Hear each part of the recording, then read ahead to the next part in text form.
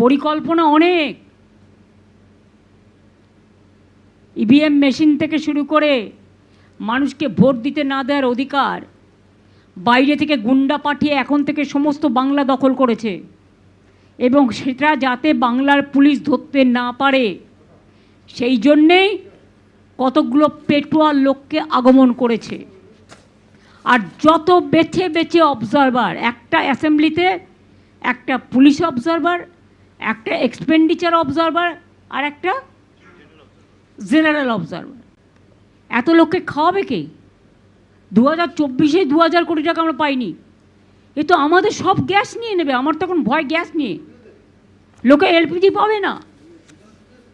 যদি 10 লাখ পুলিশ আর এতগুলো অবজারভার এসে বসে, তাদের রাখবো কোথায়? সব হোটেলে রাখবে। হোটেলের টাকা কে দেবে? তাদের পেছনে পেছনে পুলিশের এসকর্ট ঘুরবে, সিএপিএফের ঘুরবে, এজেন্সির ঘুরবে, বর্ডার থেকে টাকা আমদানি করবে। বিজেপির সব চিফ মিনিস্টার এখানে বসে থাকবে।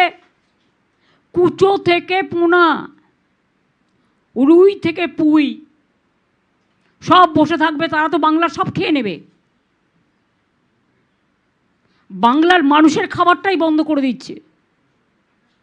অধিকার কারা শুধু নয়, এত গ্যাস পাবে কোত্থেকে? এদের জন্য তো অনেক গ্যাস লাগবে। তাহলে মানুষ গ্যাসের সময় লাইন, আর তোমাদের সময় কি? এটা সাইন, ভোটের সাইন।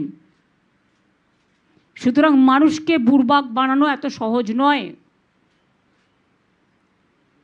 মানুষ ওদের নির্বাক করে দিয়ে আগামী দিন মানুষের সম্মান রক্ষা করার জন্য গণতন্ত্রকে শক্তিশালী করবে। আমি আমার জন্য বলছি না, আমি নিজেকে নিয়ে অত করি না, কেয়ার করি না। আমি লড়াই করি, লড়াইয়ের থেকে জন্ম নিয়েছি, চিরকাল লড়াই করে যাব। কিন্তু বাংলার মানুষের উপর যাতে অত্যাচার না হয়, বাংলার মানুষের অধিকার যাতে রক্ষা হয়, বাংলার মানুষ যাতে বাংলায় থাকতে পারে, তার জন্যই বলছি এবারের লড়াইটা। ওদিকে যেমন তৃতীয় যুদ্ধ প্রায় শুরু হয়ে গেছে, এটা আবার বিজেপির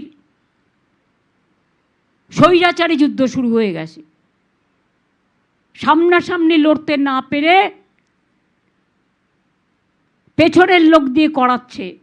এবং এখন আর পেছনের লোক দিয়ে করানো নয়, এখন তো সবটাই প্রকাশ্যে এসে গেছে। আমি চিঠিগুলো কেন দিয়েছি জানেন? এগুলো রেকর্ড কথা বলে, এভিডেন্স করে রাখছি। চিরকাল তো রেকর্ডটা রয়ে যাবে না, কাজে লাগবে যে কী করেছে বাংলায়। আজকে যতই বঙ্কিমচন্দ্রকে বঙ্কিমবাবু বলো, বঙ্কিমদা,